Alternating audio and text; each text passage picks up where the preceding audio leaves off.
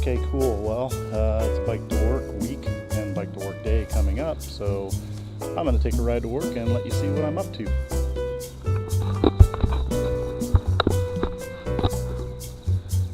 Alright, so we got the handy dandy bike. We got the lock. Gotta have a lock. Got everything I need for work in here. Water, soda,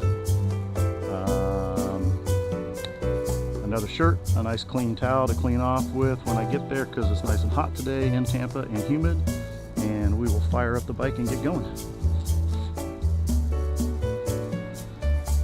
This is my Faraday, this is my electric bike, and it gets me to work with a minimal amount of sweat. Off we go.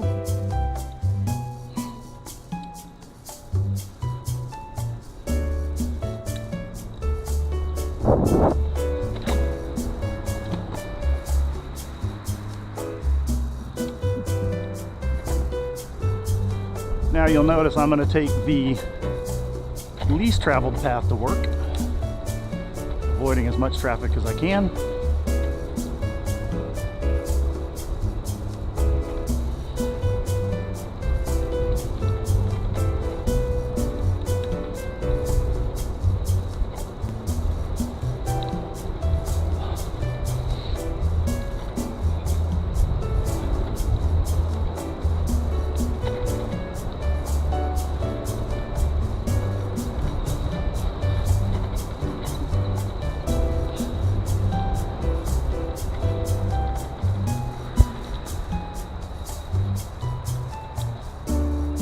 Look both ways. Technically this bike is electric assist, meaning that it doesn't provide power unless I pedal, which makes it different than a moped. Also, to be considered an electric bike, it has to operate no more than 18 to 20 miles an hour. So once I hit about 18 miles an hour, the engine cuts off. Look both ways, all good, and we get going.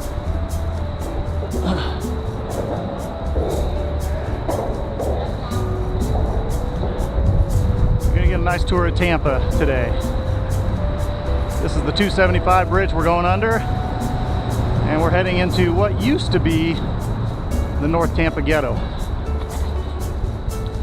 However, as you can see, changing quite fast. How you doing?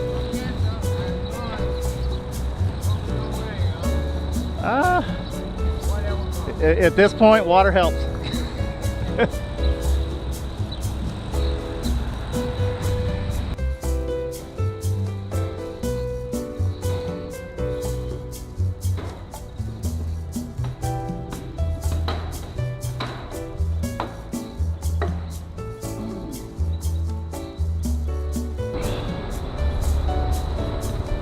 The best part of an electric bike is not so much when you're just going on the flats, but mainly when you start, having just stopped at an intersection, it provides that extra little kick to get through the intersection. And on hills. We don't have hills in Florida. At least not down in this area. So I haven't really been able to test it out on hills. Again, the main reason I bought it was to get to work during the summer when it's hot outside without expending more energy than I need to and getting there sweating like crazy.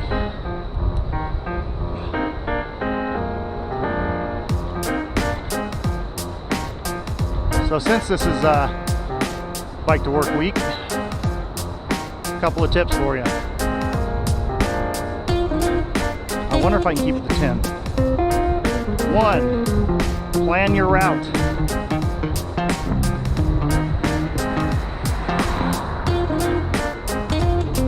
If you've driven to work before, hopefully you haven't done it on the freeway. You're not going to do that on your bike. But you should know the safest way to work. you should know, as a cyclist, where the bike lanes are and where they're not. And if you have to travel where there are no bike lanes, then you want to travel on the side streets that are less busy. This trip is 3 miles, and as you'll see, I do everything to avoid a major road. It's actually fairly easy.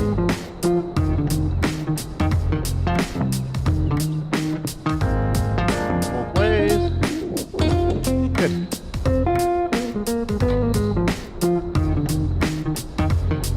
In case you're interested in living in downtown Tampa, this is where everything's turning over. We are less than a mile from downtown, less than 2 miles from Raymond James, which is the stadium where the Bucks play, less than a mile from Howard or Soho, which is where all the college kids go to get drunk. Probably 2 miles from Ybor, where all the adults who want to be college kids go to get drunk.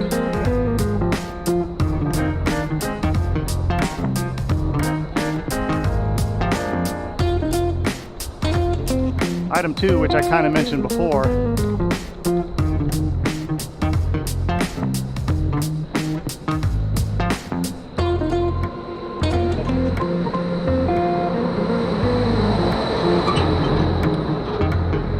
I just put the electric on turbo boost. It's going to push me through this intersection really fast. Alright, back to item 2. Prepare for your ride. If it's hot out, or if it's wet out, you know you're going to have to change when you get there. Not every place, not every office or place where you work has a shower. So what I do is I take a small towel, soak it in water,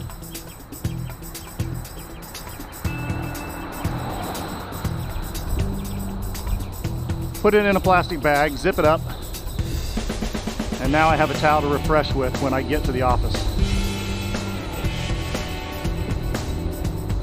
I also wear a workout shirt on my ride. This one says Go Bolts. We don't want to talk about that this year. And I have the clothes that I'm going to wear at the office in this bag. This bag, item number 3, is waterproof. Left, look right. As you can see from the sky above us, Tampa gets wet in the summer. Our rainy season starts in May and ends in October. But it's like rain in Hawaii. It's here and it's gone in minutes, and the humidity just soaks it right back up. Morning.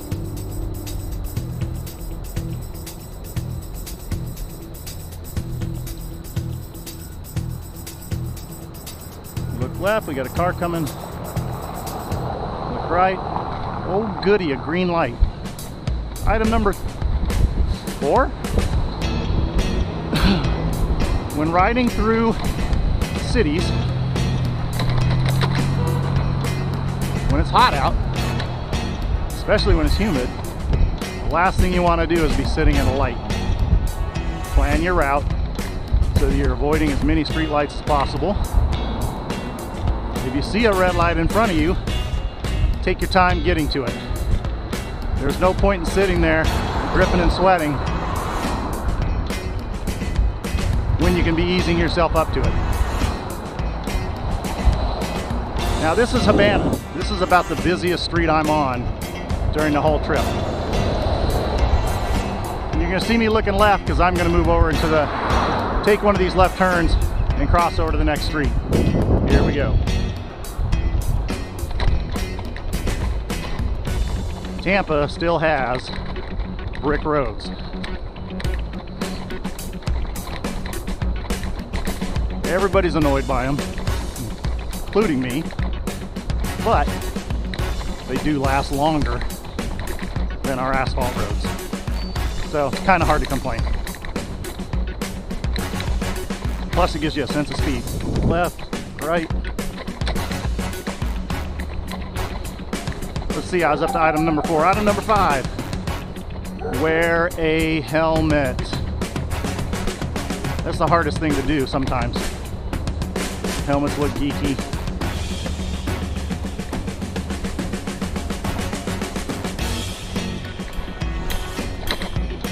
Right now I'm wearing my road bike helmet, so it's a Euro. Car coming up behind me. Only because it has my camera mount on it.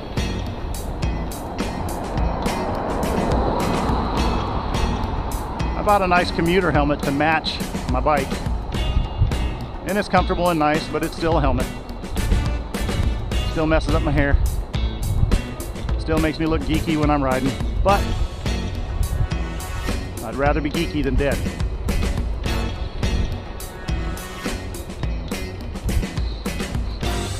That's 5. I wonder if I should stop at 5 or keep going. We're more than halfway there.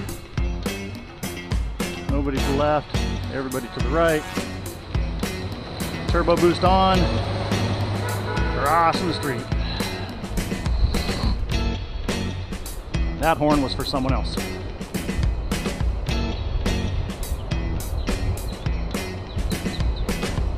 Six. I've also mentioned have a lock or a place to put your bike in the office.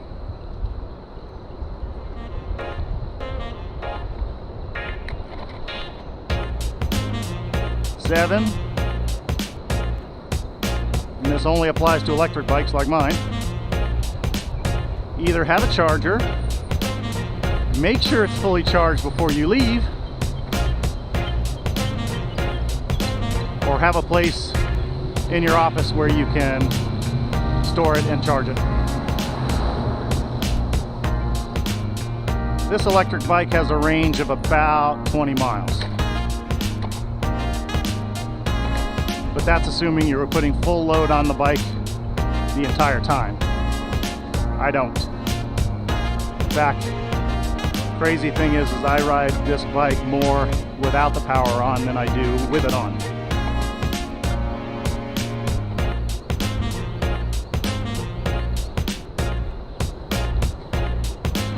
Eight, give me an 8. 8. Have something to drink with you. It may not be because you're thirsty. It may be because you swallowed a love bug and you need to clear your throat. Be conscious of that. Left, right. This is the other busy street I live on, or commute on. And we are almost there. 9. Don't commute on your road bike unless you plan on carrying more change of clothes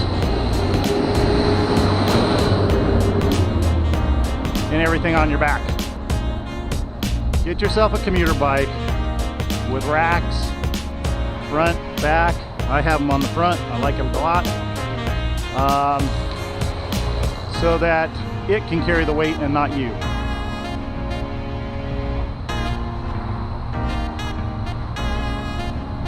I think I'm on 10. And this is the last thing that I can think of right now.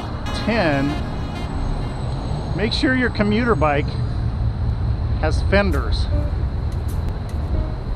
Those fenders will keep that water that's on the ground from putting a nice stripe down your back and ruining whatever clothes you wear. Plus, it'll keep your seat nice and dry when you have to ride in the rain.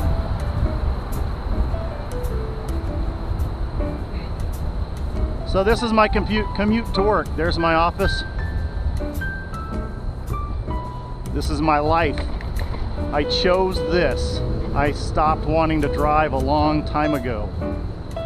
Living in California and commuting 20 miles by car, taking an hour, blows. change your life.